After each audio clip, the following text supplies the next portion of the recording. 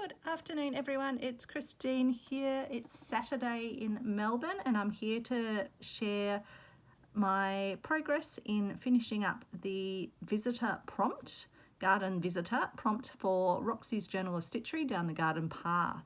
So you might have seen in my previous two videos, my main focus of my piece is a bramble hedge through which we look at some Peter Rabbit and other little bunnies up to mischief in the garden, together with a robin redbreast or a little bird sitting on a spade as well. But before I show you where those elements finished up with, I just wanted to work on the top of my piece, which is up here, which is a piece of tapestry type furnishing fabric with a sort of a branch and large flower or sort of like leafy elements is how I'm interpreting them. And so I want to bring in Squirrel Nutkin, but not Squirrel Nutkin, actually Old Brown Owl, who features in the Squirrel Nutkin story of Beatrix Potter. It's actually a little bit of a disturbing story where a squirrel almost gets skinned alive by Mr. Brown Owl and loses his tail. But we won't focus on that. We'll just focus on nice owl, which I do like owls. So I used the same Beatrix Potter fabric, which I had some various scraps of, including this scrap here.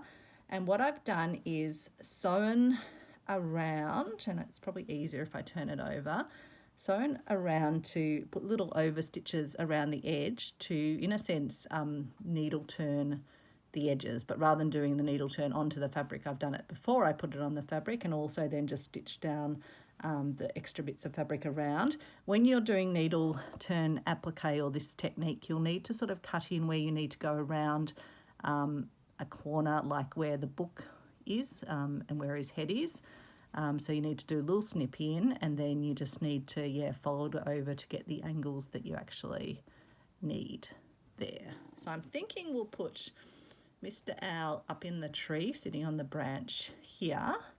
And then I also want to do a little nest. So I've got some scraps of thread. So it's a thread that sort of comes off when you tear the fabric, and I think these ones are actually from this particular bit of fabric because they have the same little bit of pink, brown and the sort of greeny khaki colours.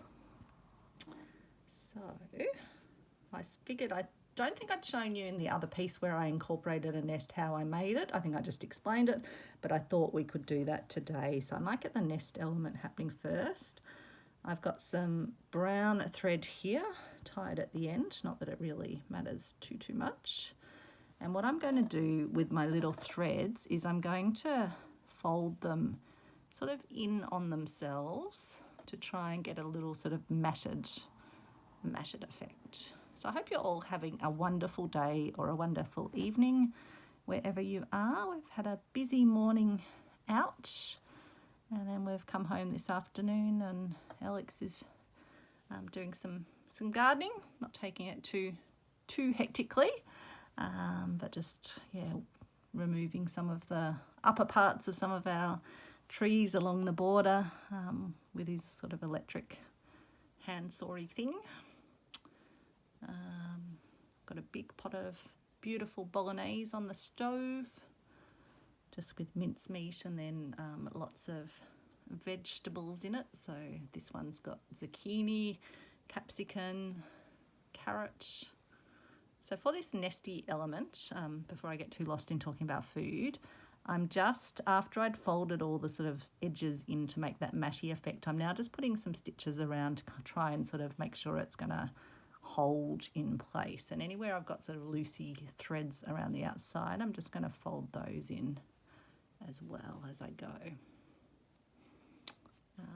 Secret ingredient that I like to put in bolognese as well is I save the rind off parmesan. So when we're sort of coming to the end of a parmesan, even if it's got a bit of parmesan left on it, I save that in the bag in the fridge, and then when I'm making a bolognese I throw it in to simmer away in the bolognese. I've got a friend who swears by putting milk in her bolognese, and I guess it's that same sort of dairy element that just gives it extra flavour. And then tonight I also put, or this afternoon, I also put a dash of Barbera wine in it. We're very lucky in that Alex's brother's winemaker, a very, very good winemaker in the Yarra Valley here in Victoria. And so yeah, there was a bottle of Barbera open, so I put a good dash of that in the bolognese. So that will add some beautiful depth of flavour. Barbera is a pretty big flavoured wine. So if anyone happens to be in Victoria and you happen to see a wine called Petronio wines, that is Max's wine. He does relatively small batches. He's a solo winemaker, but that's what he does. Yeah, does full time. Originally, it was something that he, sort of did while having another job, but now that's his full time gig. And he's super passionate about his wines, and I've not had a taste of a wine from him that's not absolutely delicious. Unfortunately, I can't actually drink I can't actually really have even a glass of wine these days. I actually react to any alcohols. I don't know if it's something to do with alcohol and sulfites. Haven't exactly worked it out, but a number of years ago, I just suddenly it was actually one New Year's Eve, I was at a friend's house and just suddenly had a reaction where I got this rash, all essentially hives, from my neck all down my body. And at the time we just thought, what on earth is happening? We're wondering, was I having some sort of seafood reaction? And then subsequently, we've discovered that it's alcohol. And for a while it was just wines and some wines. And I was still able to drink a bit of Max's wines because he doesn't use a lot of the sulfites. And some organic wines, I was able to drink those, and I'm still able to drink gin. But now, virtually, I've not found an alcohol that I don't have a reaction to. So I'm fine when the wine's cooked into the food, which is good. But if I try and have a glass of alcohol of some sort, even with a meal, I'll still react. I can have a tiny try of Max's wines if I eat an entire meal. Drink lots of water, and then I can just have a little taste, and I won't react. So very sad for me when his wines are just absolutely delicious. So if you can see, I've got a little beautiful disc that's very cohesive now and held together because I've just been doing stitches while I've been nattering away. But I guess, I see that very much as a first world problem, not being able to indulge in wine. And I just figure if it's my body going, hey, this isn't for me, I'll actually listen to my body. And it's actually no fun when you have the reaction and you go all red and blotchy in the face. It's not the most, and my ears get itchy and I feel hot and itchy. So it's pretty easy not to drink. And I don't think it'll do me any harm. But when you've got such beautiful wines, it's a shame. But at least I get to watch everyone else enjoying them and can still have that delayed little taste. So what I'm going to do with my little nest is I'm going to use these little gold beads as my eggs. They're not totally egg shaped, but I think they're kind of, once you get them in the nest, they look pretty eggy shaped. So I'm going to put those, I think I'll have them laying across the nest like that. Yep, that's good. Might pop up here and put the other one laying across the nest the other way.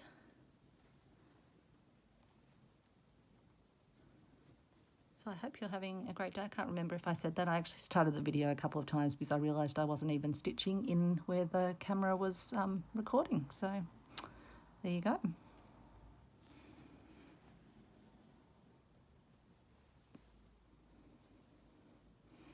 So I figure it's the weekend, I'm assuming, in most parts of the world by now. Certainly probably by the time you're watching this video, it should be the weekend, I think. And hopefully the weekend means relaxation for you, but I know for some people that means more of the working week or the working times. But hopefully you will get some time to do some fun, creative pursuits. So I'm just going to run a few more stitches through the beads just to make sure they kind of stay broadly in place. And that they kind of have, so I'm taking the needle through the nest as well as through the the beads. Trying to anyway go through the beads. These beads are good because you can get a normal sort of needle through them. I was wondering if I'd have to get my beading needle, but it was good not to have to. So I might take my thread down to the bottom of my nest, and then I'm going to just put it, I think, in this little crook in the tree. Little crook in the branch. And I want it to just sit. I've been thinking a bit about how I'm going to have bring all my pieces together. I still haven't decided whether it's going to be one long hanging sort of banner, or will I bring them all together sort of into a bit more of a patchworky piece with my each of my garden prompts and then other fabric surrounding them. So I just haven't decided yet what I'm going to do for that. Oops, my needle just became unthreaded, so I'm just fiddling around off screen trying to get it threaded again. Okay. I think that should be almost enough to hold it in place. It'll be enough for now anyway. If I go back and do a few stitches afterwards, that's fine. I reckon that's pretty good. So we'll just tie that off at the back.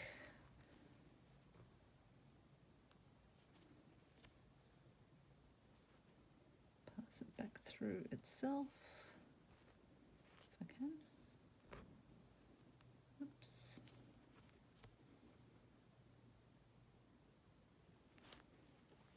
Okay, there we go. And then we'll get our owly owl stitched down. So there's the little nest.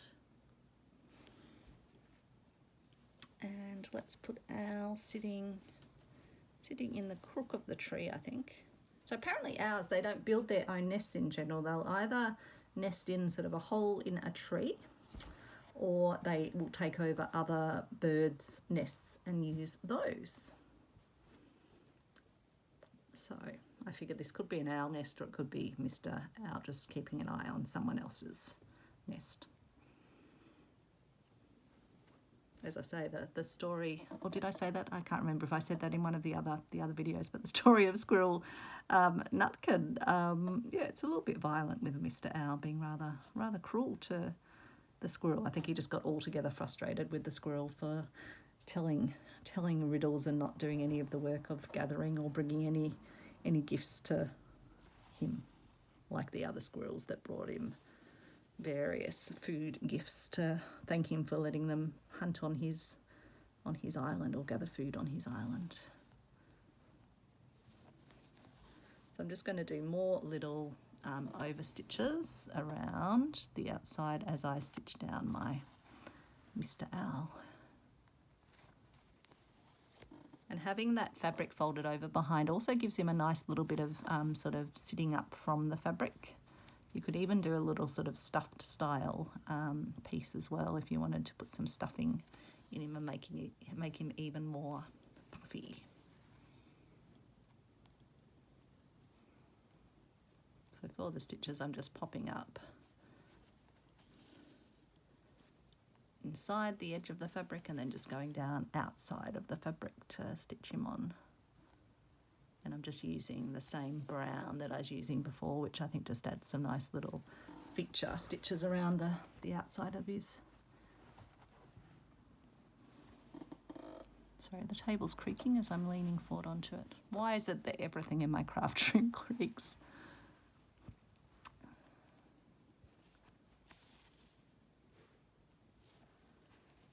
So many lovely videos coming up. I've got a few more in my watch list to catch up on from this project.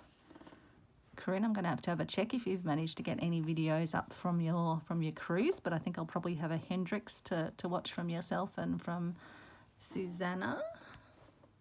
They're making an amazing giant hare for Easter, using a fabric panel from French General and other gorgeous fabrics. So really interesting seeing, like with this project, just all the different takes on how to do things. I was watching Leanne from Leanne's Crafty Cupboard last night, and I was watching her do this prompt as well and making a beautiful rainbow lorikeet that she has come to her garden,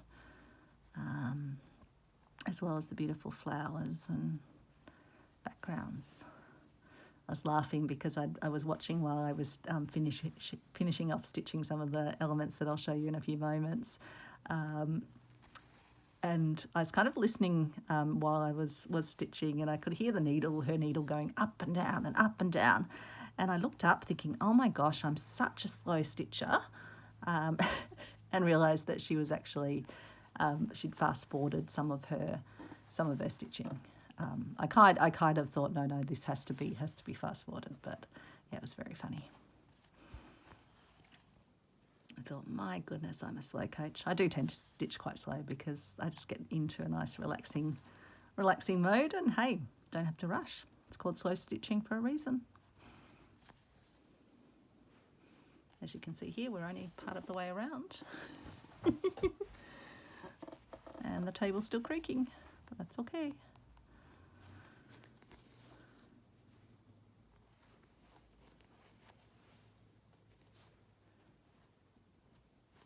I was reflecting one of the other videos how my chair was squeaking, and so someone suggested using, because I hate the smell of WD-40, I think it's called. They said, I'll just use some spray vegetable oil. So I might have to enlist that for the table.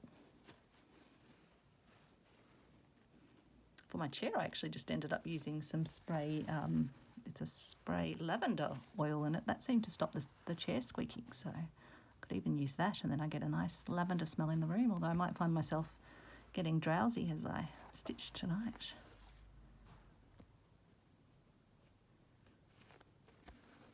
So lovely just having that evening stitching time. I just absolutely adore it.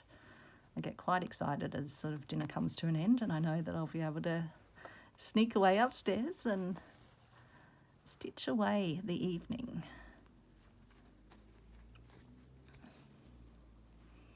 Finally started watching some TV programs again. There was a series that I think I would have probably started during the whole COVID lockdown time called This Is Us on Prime, and I'd watched all of the seasons. Can't even remember how many seasons, but lots of them. All about a family sort of through time, but it's really lovely how they do it because it jumps time within a single episode, and you kind of see how events are connected to other events and histories and family dynamics and all those things. So they brought out the next season of it, and I think this is the final season. And so I'm watching that after having actually not been watching any TV at all, just watching my crafty videos in the evening. But I still squeeze in crafty videos too. Do a bit of both because I'd miss my crafty friends if I didn't have them in my craft room with me at night.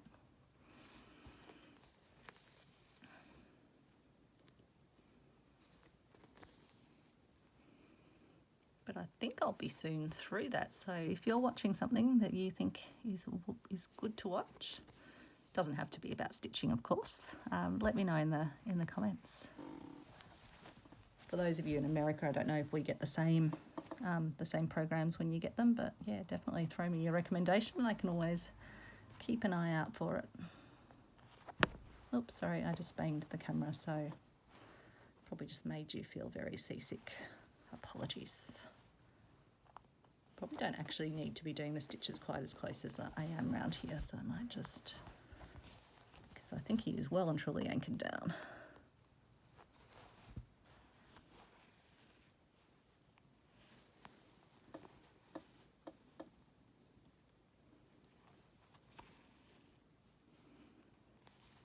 Bought a Tatslotto ticket for tonight because we had a rather funny few things happen to us today, just little signs of luck.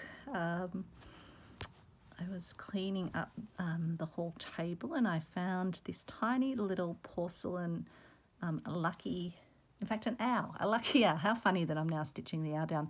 A lucky owl that I bought in Japan when we were last there, or possibly the trip before actually. And it's tiny, like just so small. with little gold accents on it, and made out of porcelain and fired and glazed. And I'd actually misplaced him, and I didn't know where he was, and so I found him. And so I was very happy because he is my lucky little owl. And then we were coming home and we had a bag of goodies in the car, and as I got out of the car, the bag just totally gave way and we ended up with all the goodies on the floor of the garage. So sort of unlucky, but I always take those things as like, yeah, one, you hope that you kind of get a bunch of 3 of those, but then they are little lucky indicators, I reckon. So that was the second one, and then took Travis down to the park after lunch and came back to the car, and 2 gigantic bird poos on the windscreen, very very wet bird poos. So we figured that's luck, so bought ourselves a ticket in the lotto tonight. So fingers crossed for all of you if you happen to be hoping to have a lucky draw.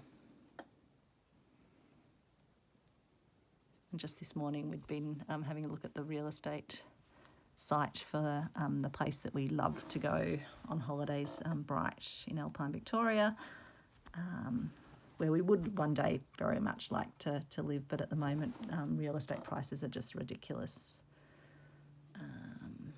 Alex has a block of land up there, but even trying to build at the moment with the industry just so much impacted by high prices and things like that, it's just not practical to think about doing a build. So we still look at pre-built houses, and there's this one absolutely gorgeous house that has everything that we would absolutely want and more, and it had been for sale and then sold, but I've just noticed today that it had come back on the market, and it's definitely dream home material. So I figured, if we happen to be lucky enough to win lotto, it's a meant to be.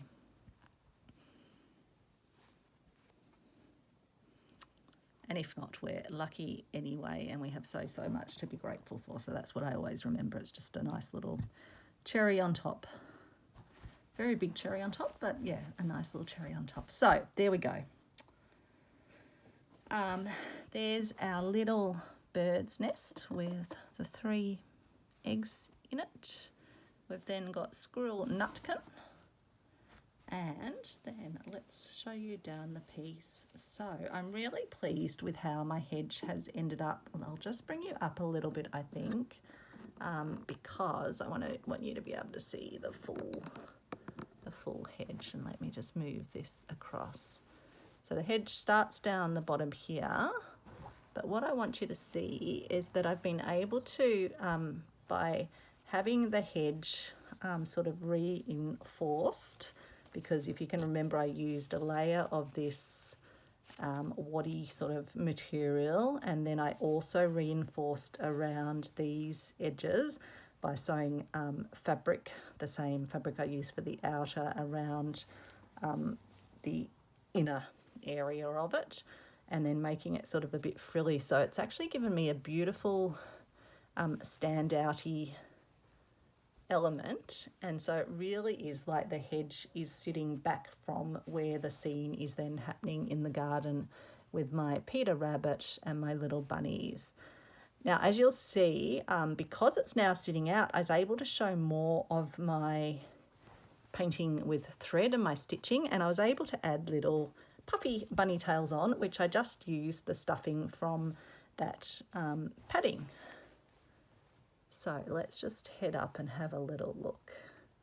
So I've got Peter Rabbit here eating his carrots, and then we've got the beautiful little birdie. I just have to, there's little birdie. Spade's got lots of stitching on it, the face of Peter Rabbit. Birdie, the spade, and then just really happy with how the leaves turned out down here. And then we go over to our other bunnies. So they've got their little bead bead berries, and then I've got stitching all over them in the darker sort of shaded parts, as you can see there. And then just got their little fluffy tails.